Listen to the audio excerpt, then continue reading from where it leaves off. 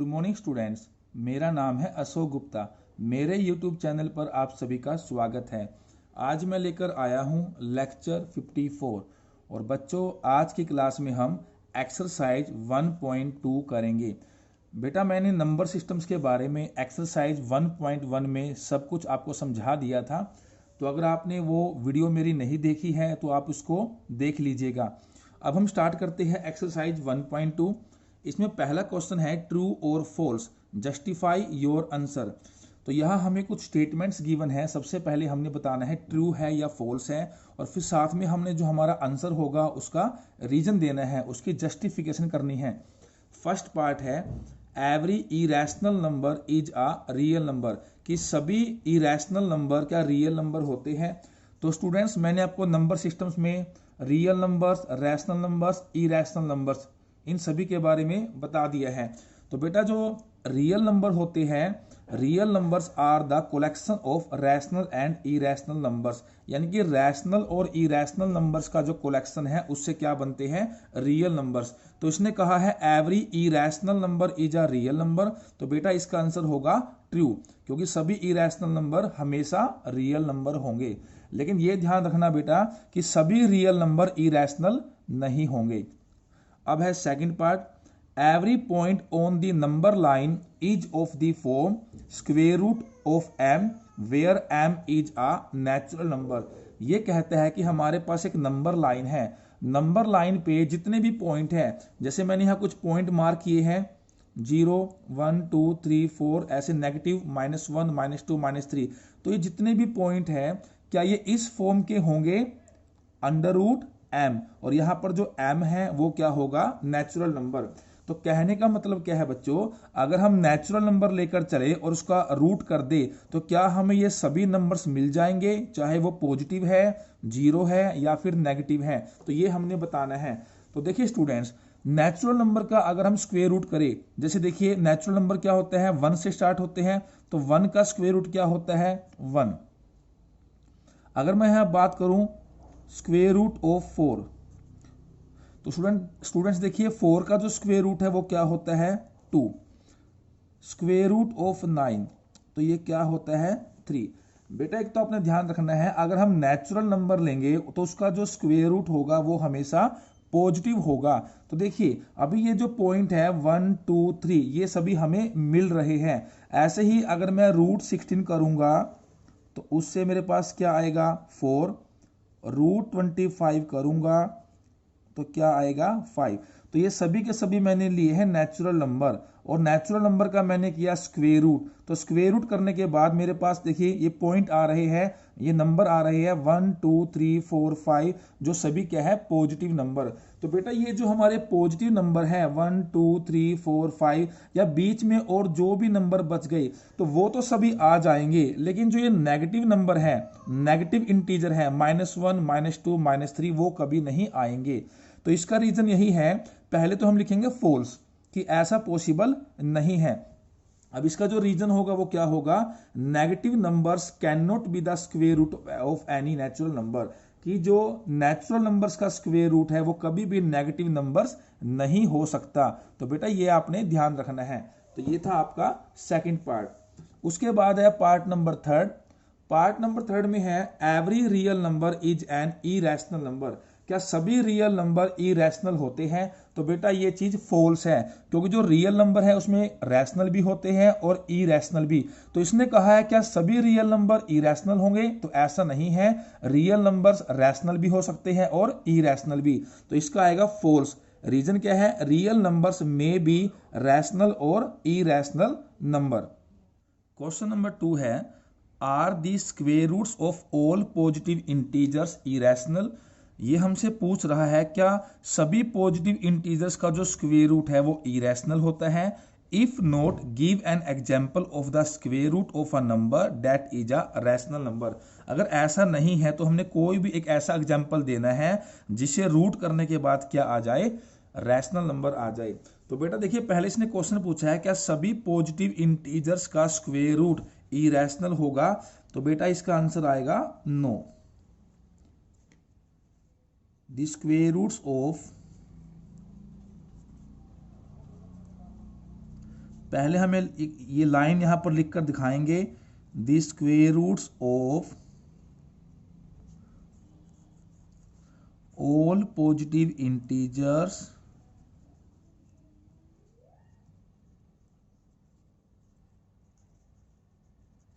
Are not irrational.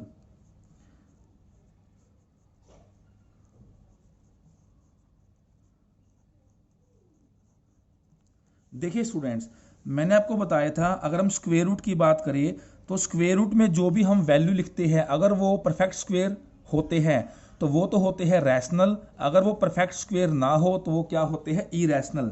जैसे students देखिए √2, √3, √5, तो मैंने यहाँ पर 3 एग्जाम्पल्स लिखे हैं बेटा। 2 है, 3 है, 5 है, ये सभी नंबर्स परफेक्ट स्क्वायर नहीं है।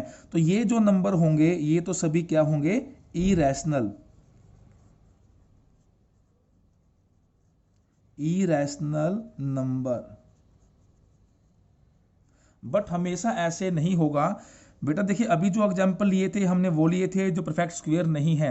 अब देखिए, अब जैसे मैंने यहाँ लिखा √4, तो √4 की वैल्यू क्या है, 2, √9 3 होता है, √16 4। तो देखिए बेटा ये जो 4 है, 9 है, 16 है, ये सभी क्या है, पॉजिटिव इंटीजर्स।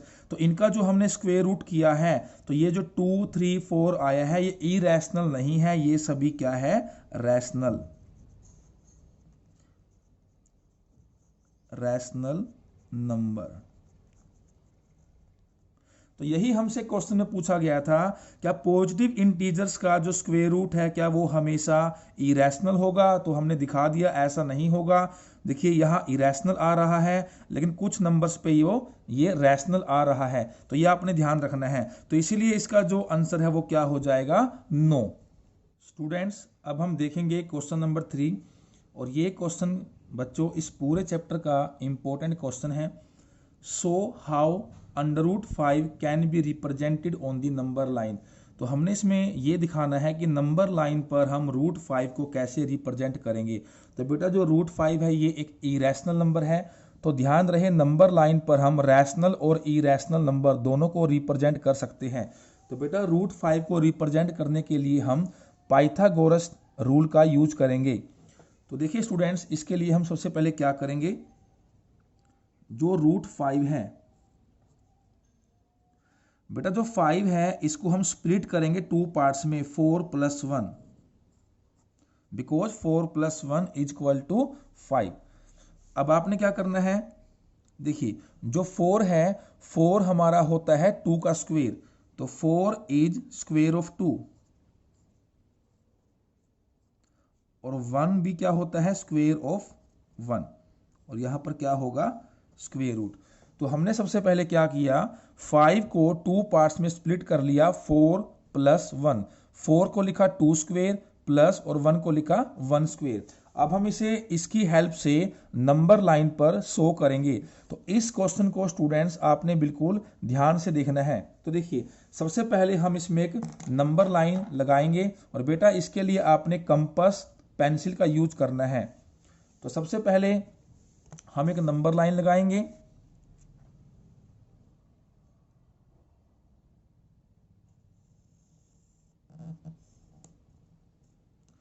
अब इसके हम इक्वल इक्वल पार्ट्स करेंगे।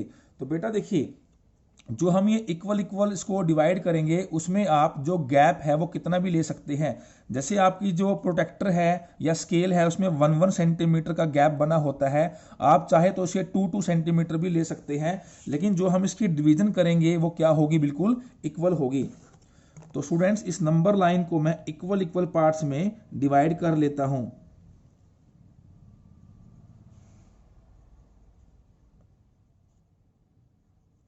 तो मैंने इसको इक्वल इक्वल पार्ट्स में डिवाइड कर लिया है, 0, 1, 2, 3। यहां हम एरो का यूज करेंगे। बेटा इसमें नेगेटिव नंबर्स लिखने की कोई ज़रूरत नहीं है, फिर भी आप लिखना चाहो तो लिख सकते हो। तो बेटा यहाँ मैंने 0 से 1, 1 से 2, 2 से 3, इनके बीच का जो गैप लिया है वो 2 सेंटीमीटर लिया है। यानी 0 से 1 जो ये हमारी 1 यूनिट है वो क्या है, हमारी 2 सेंटीमीटर। ध्यान रहे जो यूनिट यहाँ होगी सेम यहाँ होगी और सेम यहाँ होगी। अब बेटा हमने क्या करना है, देखिए सबसे पहले यहाँ देखिए यहाँ 2 है और फिर यहाँ 1 है। तो पहले हमने 2, तो यहाँ 2 देखिए ये 2 है, यहाँ कीजिए मार्क, ठीक है। और हमने इस 2 पर क्या करना है, 90 डिग्री का एंगल ड्रॉ करना है। इसके लिए आप प्रोटेक्टर का यूज कर सकते हैं। तो यहाँ हम 2 पर 90 डिग्री का एंगल ड्रॉ करेंगे और वो आप सभी को आसानी से बनाना आता होगा। तो ये हमने 90 डिग्री का एंगल यहां पर ड्रॉ कर लिया। अब बेटा हमने क्या करना है, देखिए पहले 2 था तो हमने 2 पर क्या किया, 90 डिग्री का एंगल ड्रॉ किया। अब यहां पर क्या है 1, तो बेटा यहां 2 का मतलब है 2 यूनिट, यानी 0 से लेकर 2 यूनिट। 1 का मतलब है 1 यूनिट। अब हमने क्या करना है, अपनी कंपास को 1 यूनिट ओपन करना है। 1 यूनिट मतलब जो हमने 0 से 1 तक की लेंथ ली है जो क्या थी 2 सेंटीमीटर। तो हम क्या करेंगे, यहां 0 से लेकर 1 तक इसे ओपन करेंगे। तो ये हमारी क्या है 1 यूनिट। अब हमने क्या करना है, इसको यहां रखना है इस पॉइंट पर और यहां से लगानी है आर्क। तो ये जो आर्क है वो 1 यूनिट की है। अब बेटा यहां पर इस लाइन को जहां पर इस आर्क ने कट किया है, इस पॉइंट को हमने 0 से ज्वाइन करना है। स्केल का यूज कर लीजिए या फिर प्रोटेक्टर का यूज कर लीजिए, वो आपकी चॉइस है।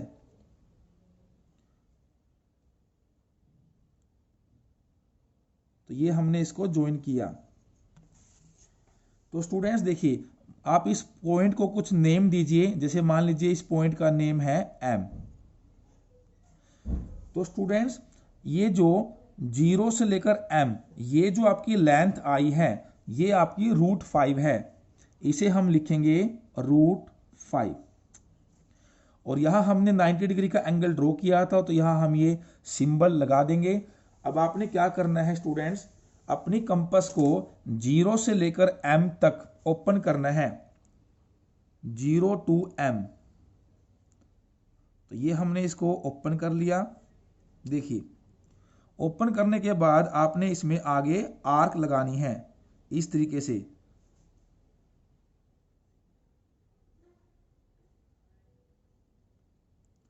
सो दैट ये हमने जो आर्क यहां लगाई है ये क्या करे, इस नंबर लाइन को कट कर जाए। मैं आपको दोबारा रिपीट करता हूं, मैंने क्या किया, 0 से लेकर M तक की लेंथ ली और अपनी कंपास को ओपन किया। आप यहां अच्छे तरीके से देख सकते हैं 0 से M तक। और इसको मैंने कंपास की हेल्प से आगे की तरफ मूव किया इस तरीके से। ये देखिए आप इसको देख सकते हैं, इस तरीके से मैंने इसको मूव किया।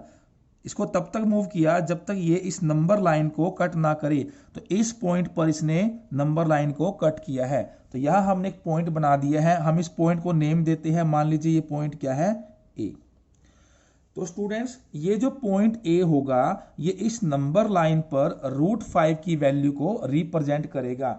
और ध्यान रहे स्टूडेंट्स, ये O से लेकर M तक की जो लेंथ है ये भी आपकी √5 की लेंथ है, क्योंकि O से लेकर M तक की लेंथ और O से लेकर A तक की लेंथ, O से लेकर A तक की लेंथ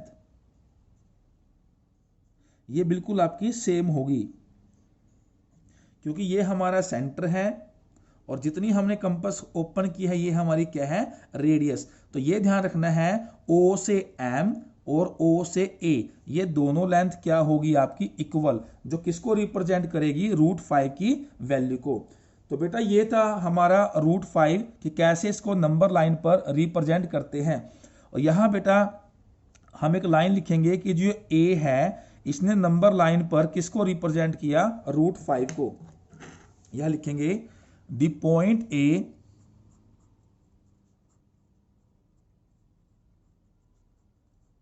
represents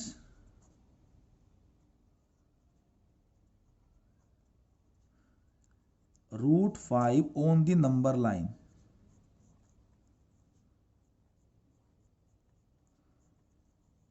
ये हमने यहां लिखकर दिखाना है।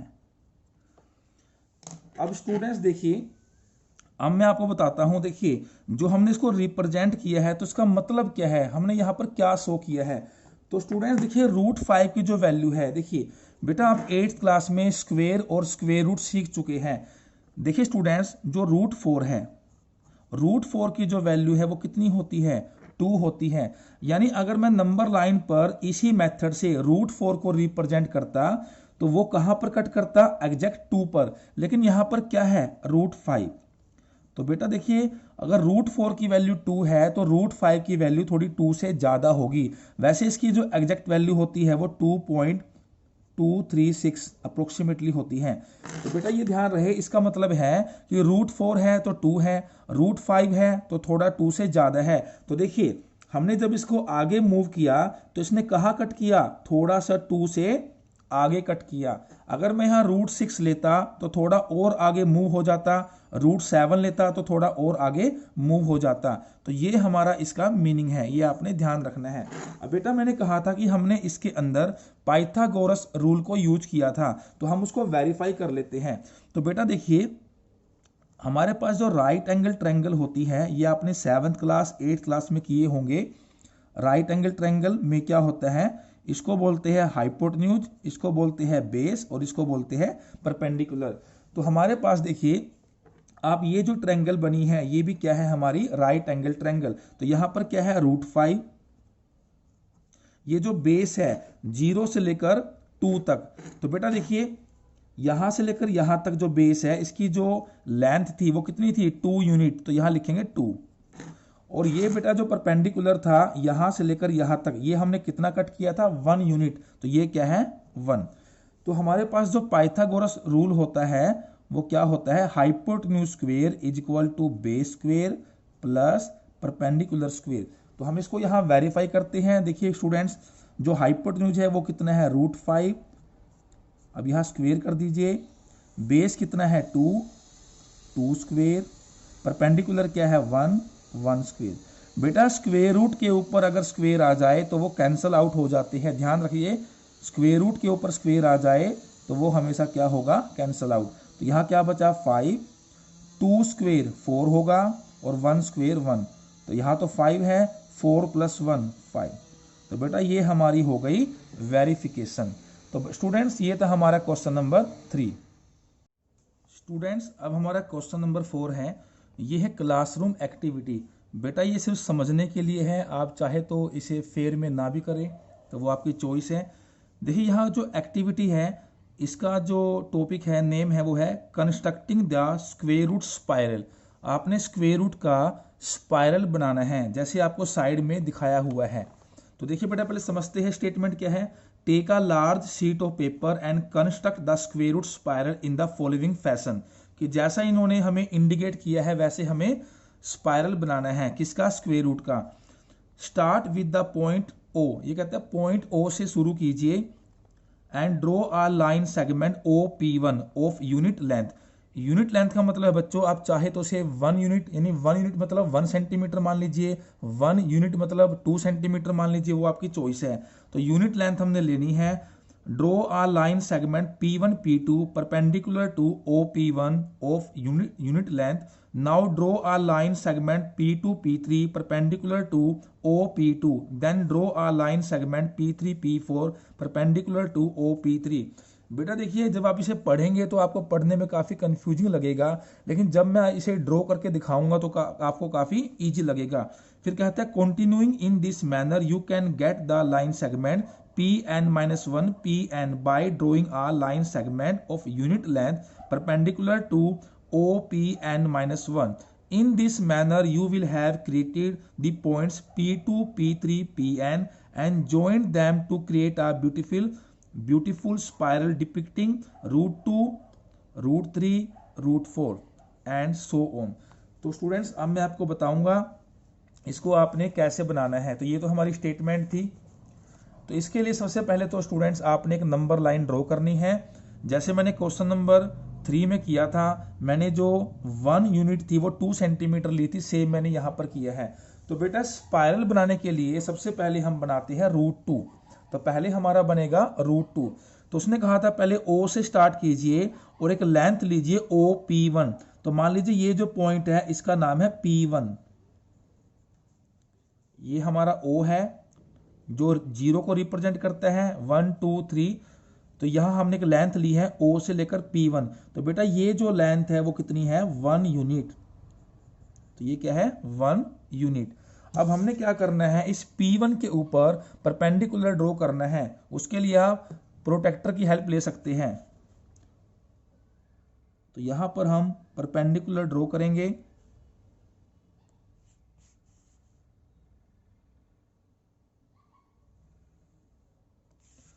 अब हमने क्या करना है स्टूडेंट्स, ये हमारी क्या है, 1 यूनिट। अब हम इसी 1 यूनिट के अकॉर्डिंग अपनी कंपास को ओपन करेंगे। तो देखिए मैंने यहां पर अपनी कंपास को 1 यूनिट ओपन कर लिया है, आप यहां से देख सकते हैं। और यहां से मैंने जो परपेंडिकुलर ड्रॉ किया है, इस लाइन के ऊपर एक आर्क लगानी है। तो ये जो आर्क है हमारी, ये भी क्या है, 1 यूनिट। और बेटा ये जो हमारा ये पॉइंट आया है, इसे हम मान लेंगे P2। और इस P2 को O से ज्वाइन करेंगे इस तरीके से। तो बेटा देखिए अभी मैंने आपको क्वेश्चन नंबर 3 में समझाया था कि पाइथागोरस से वो हमारी यहाँ 2 यूनिट थी, तो यहां पर क्या थी, 1 यूनिट। तो ये क्या बन गया था, √5। अभी देखिए जो √2 है, तो बेटा √2 क्या होता है, 1 + 1। तो 1 को मैं लिख सकता हूं 1 स्क्वेयर, सेम इस 1 को भी 1 स्क्वेयर, और ऊपर क्या होगा, स्क्वेयर रूट। इसलिए बेटा मैंने यहां पर भी 1 यूनिट ली है, और यहां पर जो कट किया है उसे भी क्या किया है, 1 यूनिट। तो अभी ये जो लेंथ आपकी आएगी O से लेकर P2, ये क्या आएगी, √2। अब बेटा जो हमने यहां पर स्टेप किए हैं, इसे हमने कंटिन्यू करते रहना है, जिससे हमारा क्या बनेगा, स्पाइरल बन जाएगा। अब देखिए पहले ये 1 यूनिट थी, यानी ये हमारा बेस था। ये हमने 1 यूनिट कट किया, ये हमारा क्या बन गया, परपेंडिकुलर। जब हमने इसको इससे ज्वाइन किया तो ये हमारे पास क्या आ गया, हाइपोटेन्यूज। तो ये हमारे पास क्या आ गया, √2। अब बेटा आपने क्या करना है, अपनी कंपास को O से लेकर P2 यहां तक ओपन करना है, O से लेकर P2 इस तरीके से। और इसको आगे मूव करना है जैसे हम सर्कल ड्रॉ करते हैं, इस तरीके से। और जहां ये कट करेगा, मान लीजिए वो जो पॉइंट है A है। तो बेटा ये जो पॉइंट A है, ये √2 की वैल्यू को रिप्रेजेंट करेगा। अब हम कंटिन्यू करते हैं। बेटा पहले हमने इसको बेस लिया, इसको परपेंडिकुलर लिया। अब हमारे पास जो ये हाइपोटेन्यूज आया है, अब हमने इसको बेस लेना है। तो बेटा जो √2 है, √2 के बाद हम बनाएंगे √3, फिर √3 के बाद √4, √5, ऐसे ही कंटिन्यू हम बनाते चलेंगे। तो स्टूडेंट्स देखिए जो √3 है, 3 को हम क्या लिखेंगे, 2 + 1। अब बेटा 2 किसका स्क्वायर होता है, 2 परफेक्ट स्क्वायर नहीं है, तो 2 होगा √2 स्क्वायर। 1 तो 1 स्क्वायर, और यहां पर स्क्वायर रूट। अब बेटा देखिए पहले √2 है, तो हमने पहले इसको बेस लेके चलना है। ये हमारा बेस होगा, ये हमेशा परपेंडिकुलर होगा, ये ध्यान रखना है। जो पहले होगा उसे बेस लेना है, जो बाद में होगा उसे परपेंडिकुलर लेना है। अभी हमारा जो बेस है वो क्या है, √2। अब हम इस लाइन के ऊपर 90 डिग्री का एंगल ड्रॉ करेंगे। और बेटा ये आपने बिल्कुल ध्यान से करना है।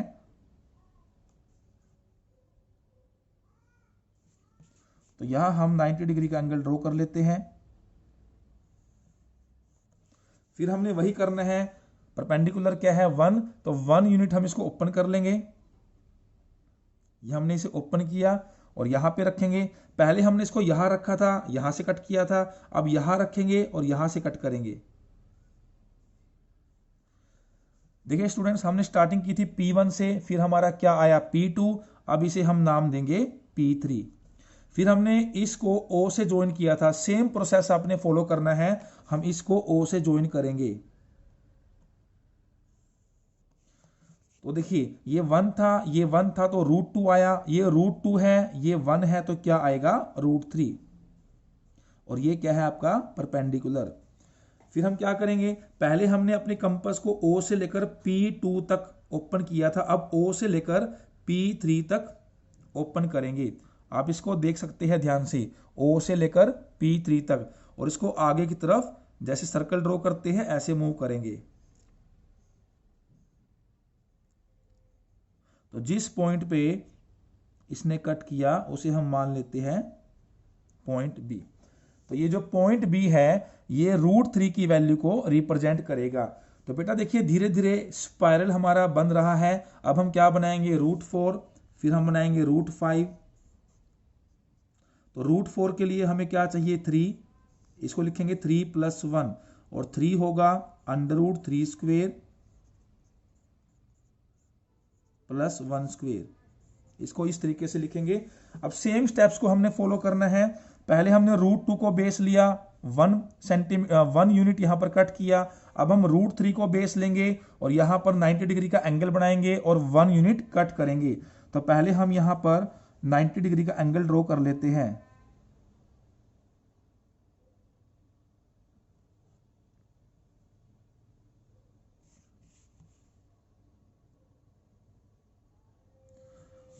फिर हम इसको 1 यूनिट कट करेंगे।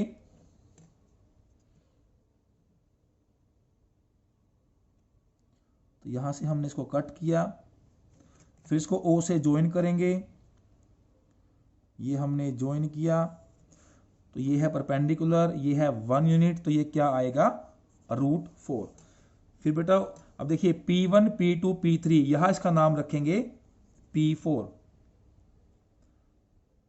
फिर इसको O से लेकर P4 तक हम क्या करेंगे, ओपन करेंगे और फिर आगे की तरफ इसको मूव करेंगे इस तरीके से। तो बेटा देखिए जो √4 है इसकी जो वैल्यू है देखिए एग्जैक्ट 2 पर आई है, क्योंककि हमें पता है कि जो √4 है वो 2 होता है। तो यहां पर हम मान लेते हैं C। तो आपने यहां पर एक चीज ऑब्जर्व की है, √2 पॉइंट A पर आया, अब √3 उससे बड़ा है तो उसकी वैल्यू थोड़ा 2 से आगे आएगी तो B पर आई। अब √4 3 से बड़ा है तो √4 की वैल्यू 3 से आगे आएगी तो C पर आई। और हमें पता है कि जो √4 है वो एग्जैक्ट 2 होता है, तो इसीलिए जो √4 की वैल्यू है वो नंबर लाइन पर एग्जैक्ट 2 पर आ रही है। तो इस तरीके से बच्चों हम स्पाइरल बना सकते हैं। ध्यान रहे स्टार्टिंग √2 से करेंगे, √2 होगा तभी √3 बनेगा, √3 बनेगा तभी √4 बनेगा। अगर अब हम बनाना चाहे √5, तो √5 के लिए क्या होगा, 4 + 1, और बेटा 4 को हम लिखेंगे √4² + 1²। और बेटा क्वेश्चन नंबर 3 में भी हमने √5 किया था, तो वहां तो हमने डायरेक्ट उसे कर दिया था, लेकिन स्पाइरल मेथड से भी आप इसे बना सकते हैं। तो देखिए अब हम क्या करेंगे, जो हमारे पास √4 आया है यहां पर हम बनाएंगे 90 का एंगल।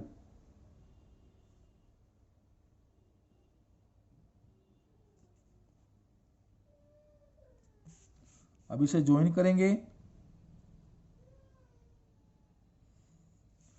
1 यूनिट कट करेंगे,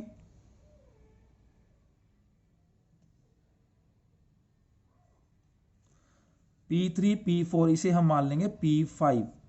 इसको O से ज्वाइन करेंगे तो ये हमारे पास आ गया √5। तो ये 1 यूनिट था, ये भी क्या है 1 यूनिट। अब हम क्या करेंगे, O से लेकर P5 तक ओपन करके इसको आगे की तरफ मूव करेंगे।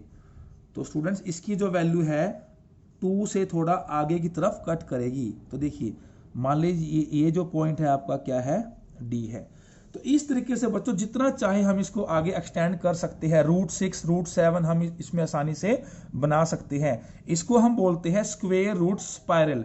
तो बेटा ये मैंने यहां बनाए हैं √5 तक, आप चाहो तो √6 √7 √8 ये भी बना सकते हैं। तो बेटा जो ये √A है ये नंबर लाइन पर किसकी वैल्यू रिप्रेजेंट कर रहा है, √2 की, जो B है वो √3 की, C है √4 की, और जो D है वो √5 की वैल्यू को रिप्रेजेंट कर रहा है। आगे जो वैल्यू आएगी मान लीजिए E आएगा, फिर वो √6 की, F आएगा √7 की। तो इस तरीके से आप आसानी से स्क्वायर रूट स्पाइरल बना सकते हैं। तो स्टूडेंट्स देखिए बनाने के बाद अब आप स्टेटमेंट को पढ़ेंगे तो आपको आसानी से समझ आएगा। पहले हमने OP1 की लेंथ ली थी उसके ऊपर परपेंडिकुलर ड्रॉ किया था जिसका नाम क्या था P1 P2। तो देखिए ये हमारी फिगर है, हमने एक लेंथ ली थी OP1, परपेंडिकुलर ड्रॉ किया P1 P2, ठीक है, फिर हमने ज्वाइन किया तो √2 आया। फिर हमने क्या किया, ये जो लाइन है इसके ऊपर भी परपेंडिकुलर ड्रॉ किया जिसका नाम क्या था P2 P3। तो इसी तरीके से हमने इसको कंटिन्यू किया था। देखिए तो वही इसने बोला है P1 P2 perpendicular to OP1 of unit length. तो आप इसको ध्यान से पढ़िएगा, अब आपको ये आसानी से समझ आएगा। अच्छा, इसका मतलब क्या है, लाइन सेगमेंट Pn-1 Pn। बेटा देखिए P1 P2 P2 P3, यहां 1 है तो यहां 2 है, यहां 2 है तो यहां 3 है। देखिए P1 P2 P2 P3 P3 P4 P4 P5, यानी पहले 1 है फिर उससे नेक्स्ट 2 है, फिर 2 है उससे नेक्स्ट 3 है। तो वही इसने बोला है कि पहले क्या है n-1 और उसके बाद क्या है n। Bye drawing a line segment, तो इस तरीके से हमने इसको रिप्रेजेंट किया है और रिप्रेजेंट करके हमने √2 √3 √4 को रिप्रेजेंट कर दिया, साथ में मैंने √5 भी कर दिया और आप चाहो तो √6 √7 भी कर सकते हैं। तो स्टूडेंट्स ये थी हमारी एक्सरसाइज 1.2। आई होप आपको ये समझ आई होगी। अगर आपको क्लास अच्छी लगी है तो इस वीडियो को लाइक करें और ज़्यादा से ज़्यादा शेयर करें। इसके बाद हम मिलेंगे नेक्स्ट क्लास में। Thank you.